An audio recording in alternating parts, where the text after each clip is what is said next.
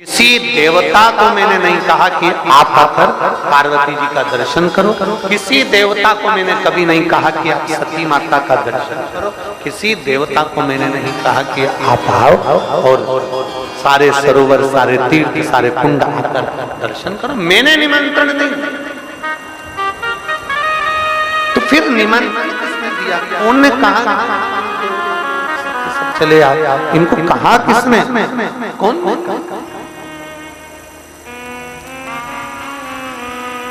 कौन ने कहा? तब देव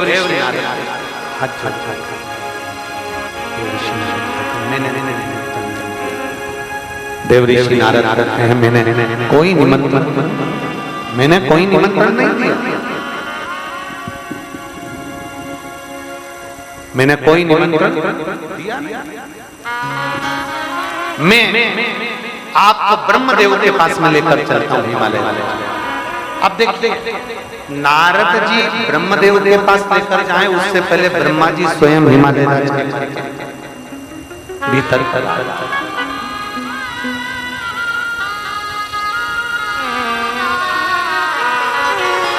स्वयं ब्रह्मा जी स्वयं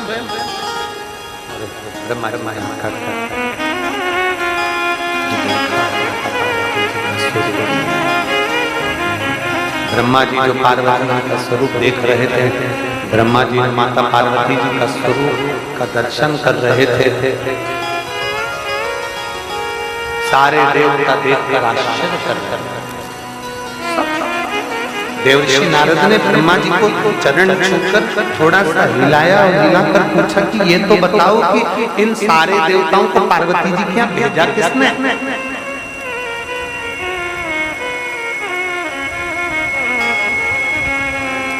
ये सारे तीर्थ, सारे सरोवर, सारे कुंड पार्वती जी यहाँ आए कैसे? ब्रह्मा जी ने बहुत सुंदर बात कही। ब्रह्मा जी का वो सुंदर बात, ब्रह्मा जी का वो सुंदर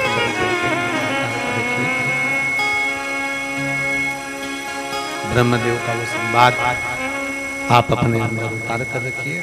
ब्रह्मा जी ने देव ऋषि नारद से कहा, ब्रह्मा जी ने देव ऋषि नारद से ब्रह्मा जी ब्रह्मदेव देव ऋषि नारद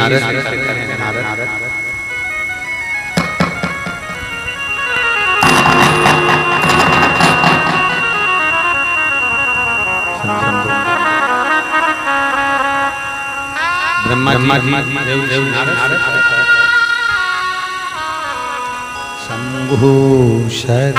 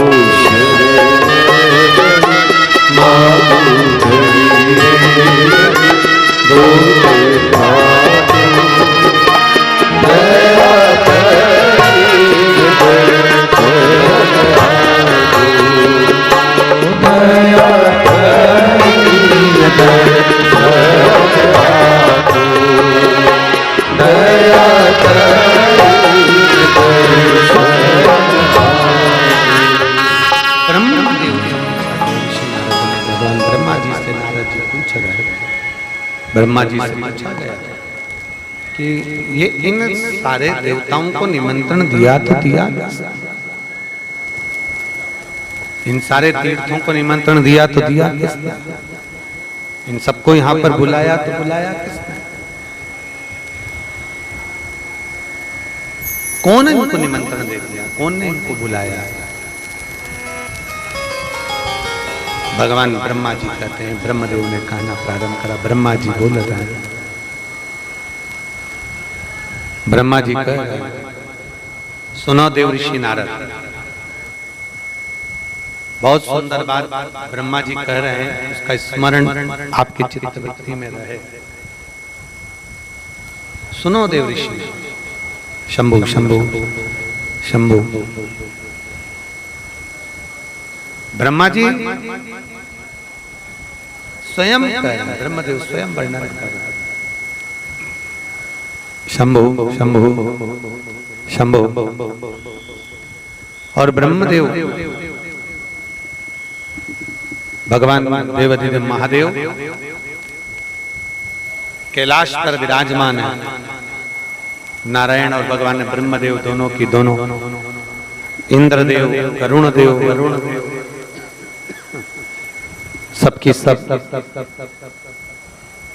माता पार्वती जी यहाँ पर विराजमान। माँ पार्वती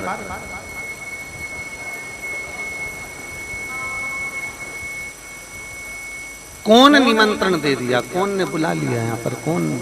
शंभु शंभु शंभु शरणे पड़ी मां घड़ी रे घड़ी दुख काटो दया करीन दर्शन ओ शंभु शरणे पड़ी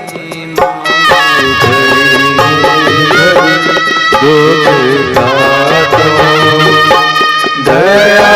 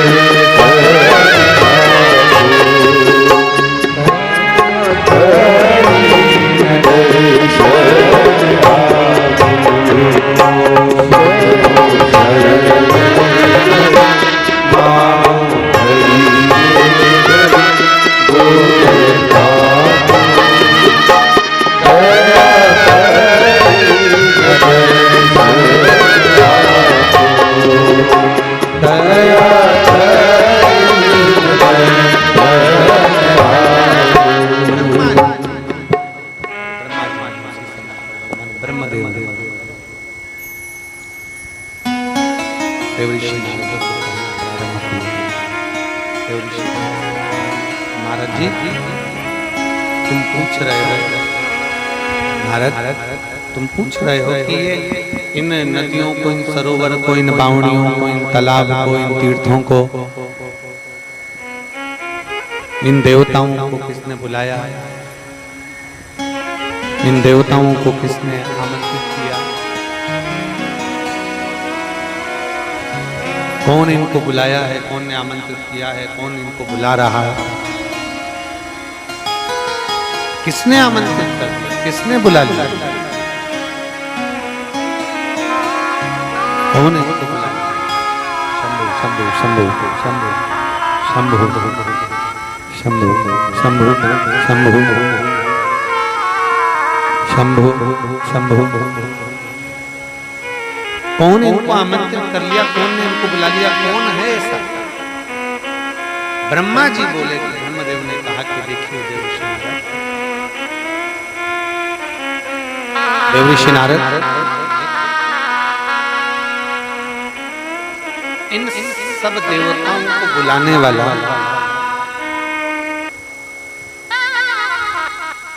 इन सब देवताओं को आमंत्रित करने वाला, बुलाने वाला, इन सब देवताओं को यहाँ बुलाने वाला, इन सब देवताओं को आमंत्रित करने वाला कोई दूसरा नहीं। इनको बुलाने वाला कोई दूसरा नहीं है। और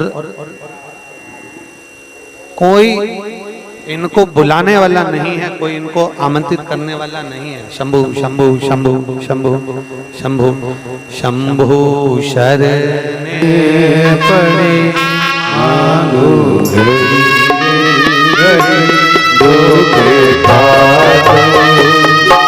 दया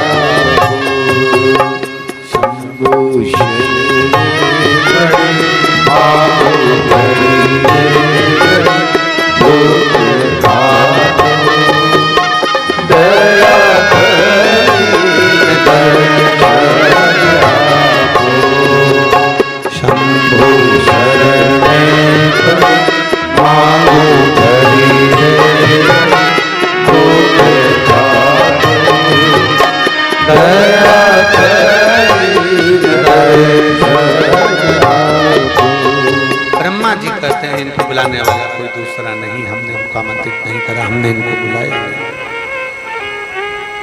ब्रह्मदेव अपनी भाषा में कहते हैं, सुनो देव ऋषि नारद। कॉर्डलेस ला दो आशीष, कॉर्डलेस देखो, कॉर्डलेस चल रहा होगा।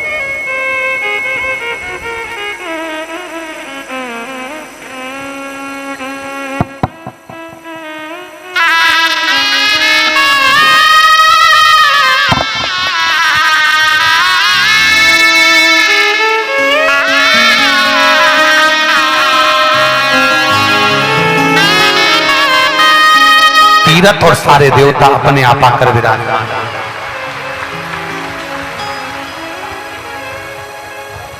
सारे तीर्थ, सारे तीर्थ, सारे देवता वहां आकर विराजमान हो जाते हैं। बुलाने की जरूरत नहीं है, उनको आमंत्रित करने की जरूरत नहीं है।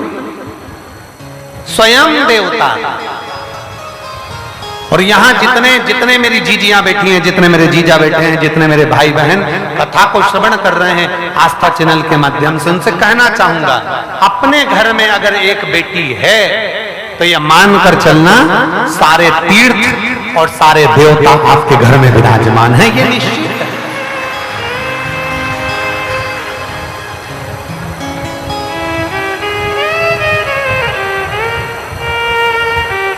और ध्यान दें,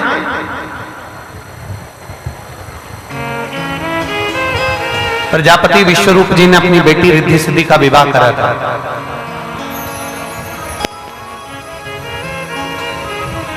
माता लक्ष्मी का विवाह करा था।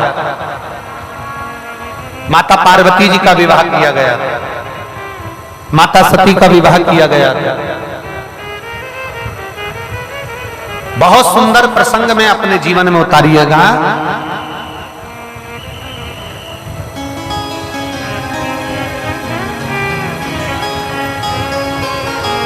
बहुत वैभव देखकर, बहुत धन देखकर, बहुत संपदा देखकर बेटी का विवाह नहीं करना। शिव महापुराण की कथा कहती है, बेटी का विवाह ऐसी जगह करना जहां तुम्हारी बेटी का सम्मान हो, आदर हो, सत्कार हो, और तुम्हारी बेटी भले तो रोटी खाए पर घर में उसकी इज्जत हो और वो सुखी रह सके। बेटी की इज्जत हो, सम्मान हो, आदर हो, सत्कार हो, ऐसी जगह बेटी का विवाह ना करा जाए जहां बेटी दुखी रहे। धन देख लिया, बहुत सारा पंप देख लिया, बहुत सारा बंगला देख लिया, बहुत सारी गाड़ी देख ली, बहुत सारा वैभव देख लिया, और मालूम पड़े बेटी के जीवन में दुख भारी पड़ जाए, क्या मतलब?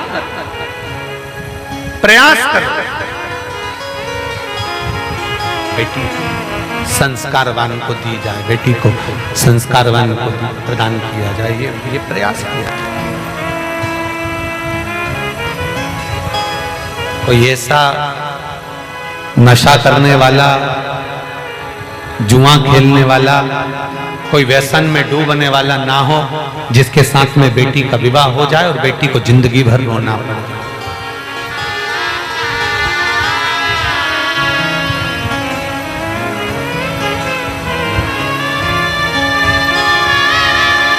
पंडित ऐश्वर्य भार्गव जी से हम चर्चा कर रहे थे, तो उन्होंने हमसे और हमने उनसे एक बात बड़ी अच्छी कही कि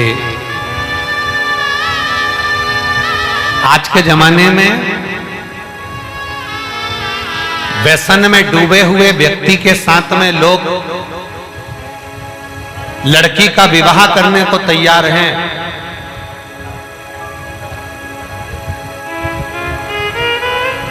पर कोई व्यसन से हटा हुआ है, पांडित्य कर्म कर रहा है, पूजन कर रहा है, अनुष्ठान कर रहा है, कर्मकांड कर रहा है, व्यसन से दूर है, मदिरा से दूर, मांसाहार से दूर, नशे से दूर, जुए से दूर, गलत संगत से दूर। ऐसे व्यक्ति को आज के जमाने के लोग इतने होशियार हैं कि ऐसे लड़के से लड़की को बिहाने को तैयार नहीं।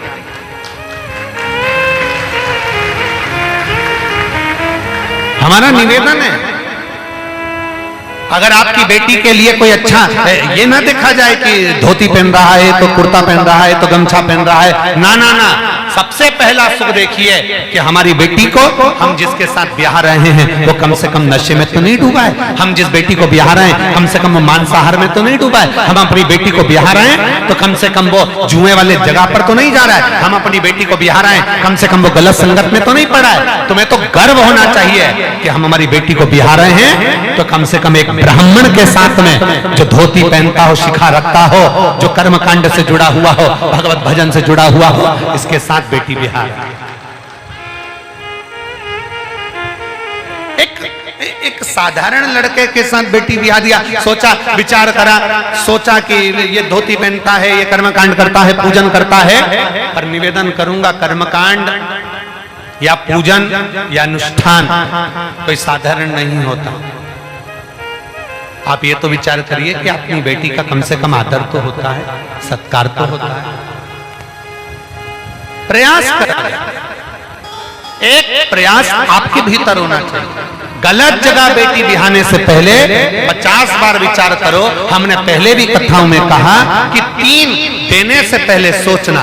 पहले नंबर पर गौ माता को देने से पहले विचार करो कि आप गाय किसको दे रहे हो। दूसरे नंबर पर लक्ष्मी देने से पहले विचार करो आप लक्ष्मी किसके कटोरे में डाल रहे हैं। तीसरे नंबर पर बेटी को देने से पहले विचार करिए कि बेटी किसको दी जा रही है। गाय अगर गलत व्यक्ति के हाथ में पड़ जाती है, कोई आया, तुमने कहा हमारे दादाजी के निमित्त से गौ माता को देना है, गाय दान करना है, तुमने गौ माता के निमित्त से गौ माता का दान दे दिया और अपने दादाजी के निमित्त से गौ माता दे दी। देने के बाद वो लेकर गया, मालूम पड़े उसके खुद के यहाँ रहने की जगह नहीं। गाय ने जब तक दूध दिया उसको संभाल कर रखा, उसके बाद में गाय को दूसरे को बेच दिया। दूसरे से तीसरे के पास गई, तीसरे से चौथे के पास गई, चौथे से पांचवें के पास गई। धीरे धीरे धीरे धीरे वो गौ माता कसाई के हाथ में पहुंच गई। गाय जब कसाई के हाथ में जाकर कटी तो गौ माता ने बद्दुआ दी। किसको? जिसने दान करा था उसको, जिसने दान किया उसको बद्दुआ। लक्ष्मी पैसा ऐसे भिखारी के हाथ में पैसा मत देना, ऐसे भिखारी के कटोरे में पैसा मत देना जो तुम्हारे यहाँ से लेकर जाए, शाम को मदिरा पान कर ले, मांसाहार कर ले, जुआ खेल ले। ऐसे के हाथ में धन न दीजिए। गाय गलत के हाथ में चली जाती है तो गौ माता रोते रोते बद्दुआ देती है। लक्ष्मी गलत के हाथ में चली जाती है तो रोते रोते बद्दुआ देती है। और बेटी जिसकी शादी हम कर रहे हैं, किसी गलत के हाथ में अगर कन्यादान हो जाता है तो वो बेटी रोती है तो बाप को भी रोना पड़ता है। इसलिए 3 सोच समझ कर देने का प्रयास, 3 सोच समझ कर। और मेरा बेटियों से भी निवेदन है,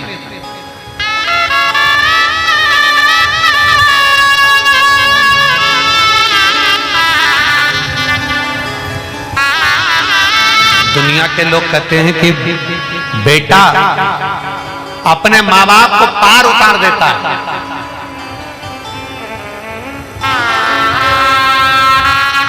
दुनिया के लोग कहते हैं बेटा अपने माँ बाप को पार उतार देता है। शिव महापुराण की कथा कहती है भगवान शंकर की 6 लड़कियां, 5 जया, विषहरा, शामली बारी, दौतली, देव और एक जम के बोलो जरा, अशोक सुंदर। लोग कहते हैं बेटा माँ बाप को पार उतार देता है। शिव महापुराण की कथा कहती है एक अशोक सुंदरी, एक अशोक सुंदरी जिसको शादी करने के लिए, जिसको विवाह करने के लिए ढेर सारे असुर भी आए, देवता भी आए, गंधर्व भी आए, अशोक सुंदरी से विवाह करने के लिए आए। एक अशोक सुंदरी, पर अशोक सुंदरी ने मना कर दिया। अशोक सुंदरी ने कह दिया मेरे पिता और मेरी माता पार्वती जहां मेरा विवाह करना चाहेंगी मैं वहां पर विवाह करूंगी, मैं उनके विपरीत नहीं जा सकती, मैं उनके विपरीत में नहीं जाऊंगी, उनके विपरीत नहीं जाऊंगी। मेरा संपूर्ण विदिशा क्या सारे भारत की बेटियों से निवेदन है, शिव महापुराण की कथा में एक संकल्प करो,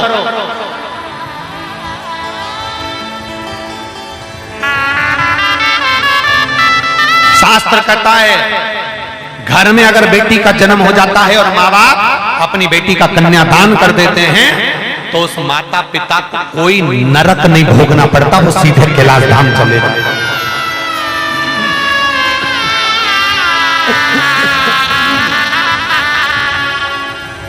वो सीधे कैलाश धाम की ओर चले जाते हैं, उनको नरक नहीं भोगना पड़ता, उनको नरक नहीं जाना पड़ा। एक संकल्प लिया गया। मेरी बेटियों से निवेदन है, एक संकल्प आपकी जिंदगी में लीजिए। हम कितने भी अच्छे कॉलेज में पढ़े, हम कितने भी अच्छे स्कूल में पढ़े, हमारे हजारों दोस्त हों, हमारी हजारों सहेलियां हों, हम कितनी भी अच्छी नौकरी करें, कितनी भी अच्छी एजुकेशन हो और कितनी भी अच्छी हमारी जॉब हो, कितनों से भी हम हमारे मित्रता रखें, पर एक बात है, शादी तो मेरे माँ बाप जहां बोलेंगे मैं वहीं करूंगा। यह संकल्प मेरे लिए। जरा सा बॉडी शादी देखकर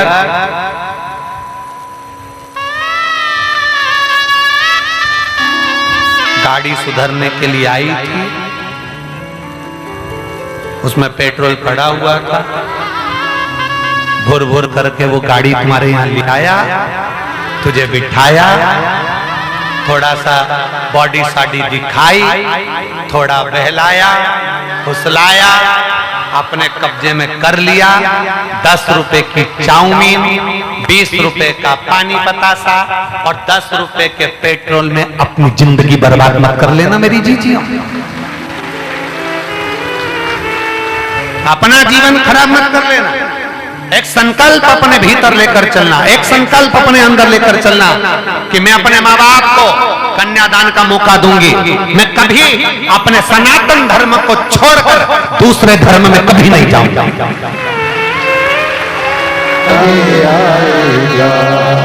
मत बुरे कर्म कर बंदे वरना पछताएगा, भगवान की आंखों से तू बच नहीं पाएगा, तू बच नहीं पाएगा। अपने एक विश्वास के साथ में अपने माता पिता को कन्यादान का मौका दीजिए। शिव पुराण कहती है जिसके घर में बेटी का जन्म होता है, जिसके घर में बेटी जन्म लेती है, उसके घर में देवता देवी सारे के सारे अनुष्ठान के लिए, आशीर्वाद के लिए, तीर्थ सब उसके घर में विराजमान हो जाते हैं। किस किस के घर में बेटी है जरा हाथ उठाओ, अच्छे जम के उठाओ जरा। हर हर, डर लो डर लो डर लो, बहुत बढ़िया, जोरदार। घर जाके नजर उतरवा ले तो तुम्हारी। ये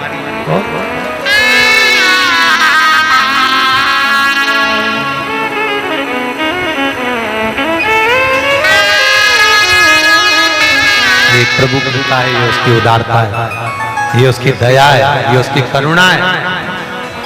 और छाती ठोक कर कहना ये मेरे बाबा की कृपा है।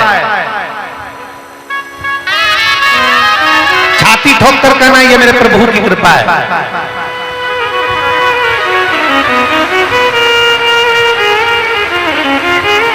ये उसकी कृपा है, ये उसकी दया है कि मेरे घर में पार्वती और लक्ष्मी जैसी मेरी बेटियां विराजमान है। ये उसकी कृपा है, ये उसकी करुणा, ये उसकी दया है।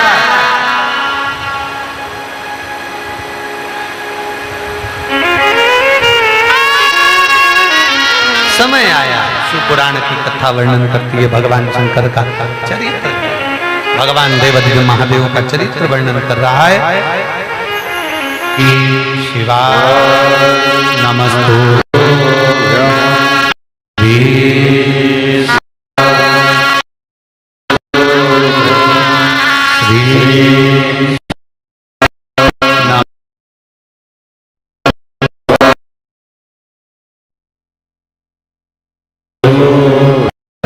श्री नमस्तु भोला सब दुख काटो सब दुख काटो शिव शंकर तेरी माला भोले बाबा तेरी माला भोला सब दुख काटो ओ भोला सब दुख काटो वेश मंगल वेश मंगल शमशान शमशान ओ भोला सब दुख काटो ओ भोला सब दुख काटो। भगवान शिव की कथा कहती है भगवान देवादिदेव महादेव ने भगवान आनंद के साथ विराजमान होकर श्री गणेश जी महाराज का मंगल विवाह रिद्धि सिद्धि के साथ किया है। जोरदार ताली बजाएं रिद्धि सिद्धि। भगवान श्री गणेश जी को लेकर पधार रही हैं और भगवान श्री गणेश जी के गले में रिद्धि सिद्धि ने सुंदर जयमाला पहनाई है। जोरदार ताली बजाएं। रिद्धि सिद्धि ने जयमाला भगवान श्री गणेश जी को पहनाई, गणेश जी ने जयमाला रिद्धि सिद्धि को पहनाई, रिद्धि सिद्धि ने अपनी माला निकाल कर वापिस श्री गणेश जी महाराज को पहनाई है। गणेश जी ने रिद्धि सिद्धि के कंधे पर अपना हस्त कमल रखा। विदिशा नगर में जो 7 दिवसीय शिव महापुराण की कथा चल रही है उसका आज 6ठा दिवस यहाँ विराम हो रहा है। कल सुबह 8 बजे से 11 बजे तक कथा रहेगी। कहते हैं मेहमान जाते जाते अपने घर के बच्चों को कुछ देकर जाते हैं, भोलेनाथ जाते जाते कुछ न कुछ झोली भंडार भरकर ही जाता है। बड़े भाव से कथा का लाभ लेंगे। 14 तारीख से 21 तारीख तक गुरु दीक्षा गुरु पूर्णिमा महोत्सव मनाया जाएगा सीहोर कुबरेश्वर धाम पर। 1 बजे से 4 बजे तक कथा का समय रहेगा जिसका आनंद आस्था चैनल पर लेंगे। अधिक जलवृष्टि हो रही हो, अधिक पानी हो तो अपने घरों से कथा सुनिएगा। सीहोर भले न आइएगा पर प्रेम से अपने घर पर बैठकर कथा का रसतत्व ग्रहण करिएगा। और 23 तारीख से सुंदर लखनऊ की पवित्र भूमि पर शिव महापुराण की कथा को श्रवण करेंगे 1 बजे से 4 बजे तक। आप लोगों से एक निवेदन है, जब यहां से जाओ जितने बुजुर्ग और बच्चे हैं उनका धीरे धीरे हाथ पकड़कर लेकर जाना। कीचड़ में पानी में किसी को कोई तकलीफ ना हो।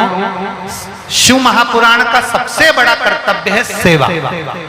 मंदिर में जाओ, झाड़ू लगाओ, पोछा लगाओ और कथा में जाओ तो जितने बुजुर्ग और बच्चे हैं उनको धीरे धीरे हाथ पकड़कर, आप जवान हैं, आप युवान हैं तो एक दूसरे को सहयोग प्रदान करते करते सबको मार्गदर्शन करें। सभी को साधुवाद देता हूं। 6ठे दिवस की कथा